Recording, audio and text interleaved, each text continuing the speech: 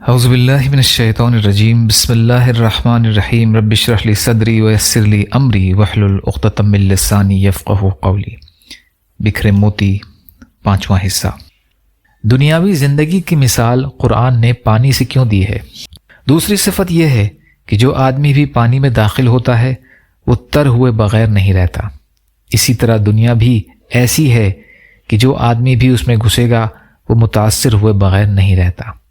تیسری صفات یہ ہے کہ پانی جب ضرورت کے مطابق ہو فائدہ مند ہوتا ہے، اور جب ضرورت سے بڑھ جائے تو نقصان دہ ہوتا ہے۔ اسی طرح دنیا بھی اگر ضرورت کے مطابق ہو تو بندے کے لیے فائدہ مند ہوتی ہے، اور جب ضرورت سے بڑھ جائے تو پھر یہ نقصان پہنچانا شروع کر دیتی ہے۔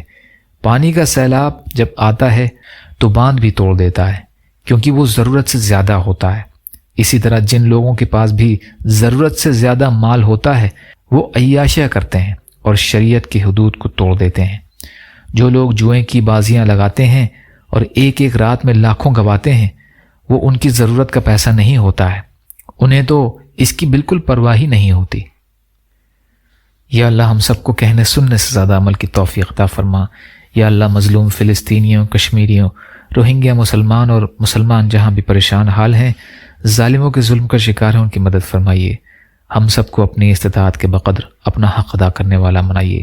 جو مانگا وہ بھی عطا کر دیجئے، جو مانگنے سے رہ گئے وہ بھی عطا فرمائیے۔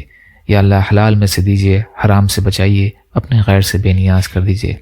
ربنا تقبل منا انک انت السمیع العلیم برحمتک یا ارحم الراحمین۔ لا الہ الا اللہ محمد رسول اللہ۔ السلام علیکم۔